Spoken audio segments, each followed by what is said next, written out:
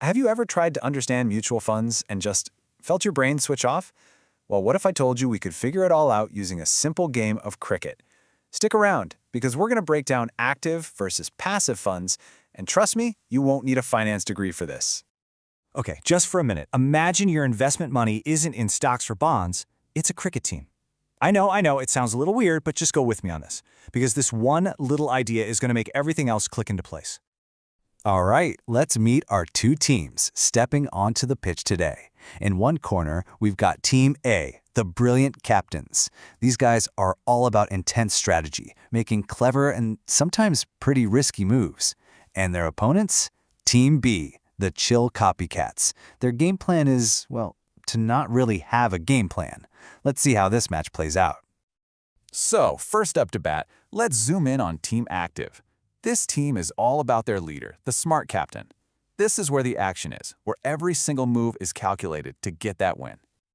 Just look at this captain's mind at work. The guy never stops. He's constantly analyzing the pitch conditions, checking the weather forecast, handpicking his best players for the job, and shifting the field for every single ball. His entire focus is on one thing, and one thing only: outsmarting the other team. And that is exactly what an active mutual fund manager does. They are your team captain. They're spending all their time researching, analyzing data, and trying to pick the specific stocks or bonds they believe are going to hit a six. It is all about making those smart, strategic plays to get ahead of the game. So what's the end goal here? Well, it's not just to play, it's to win, and win big. In the world of investing, this means they want to beat the market or beat the benchmark. Basically, they're trying to score way more runs, get much higher returns than the average of all the other teams. But, and this is a big but, with that kind of ambition comes some serious risk. You know that genius strategy the captain was so sure about? Yeah, it could totally backfire. One bold move that doesn't pay off, and suddenly the team isn't just losing, they're getting absolutely crushed. And of course, having a brilliant captain who's thinking and strategizing 24/7, well, that doesn't come cheap. All of that deep research, the analysis, the constant decision-making, it all costs money. And that's exactly why these active funds tend to have higher fees. All right, let's jog over to the other side of the field and meet our second team. Welcome to the dugout of Team Passive, also known as the Copycat Crew. Their philosophy is, let's just say it's a little different. And this quote right here, it basically says it all. While the active captain is sweating over every little detail, Team Passive is just kicking back, relaxed. Their master plan? Find out what the best team in the league is doing and just do that. No stress, no complicated strategies.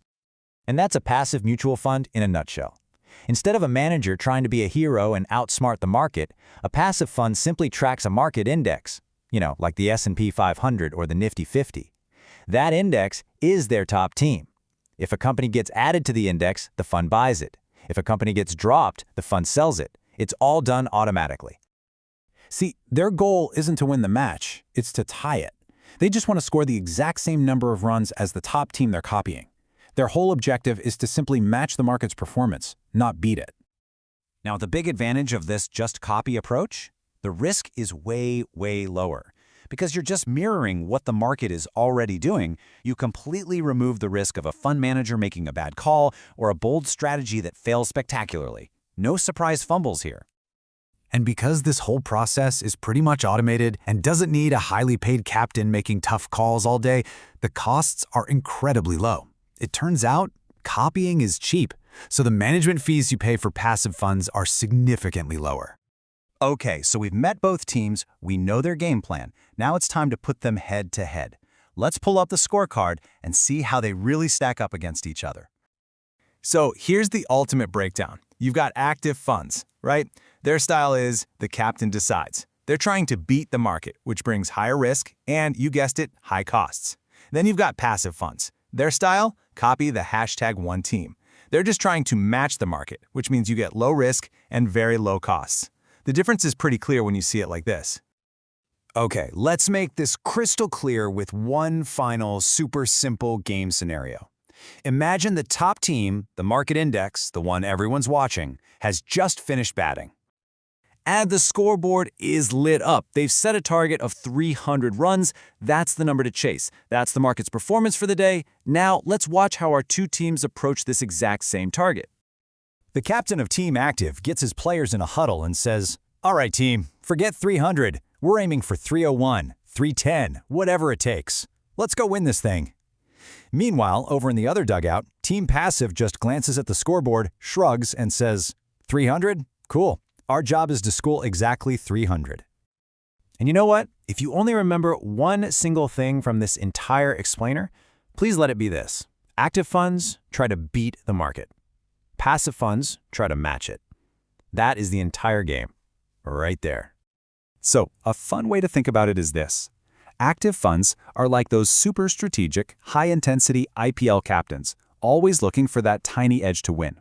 And passive funds? They're like that chill neighborhood team that's just happy to be playing and is perfectly content to copy the reigning champions. Which, of course, brings us to the final, most important question. Now that you know the difference in strategy, in risk, and in style, which team are you on? Are you team active, ready to take some risks to outsmart the competition? Or are you team passive, happy to just ride the market's wave? Something to think about.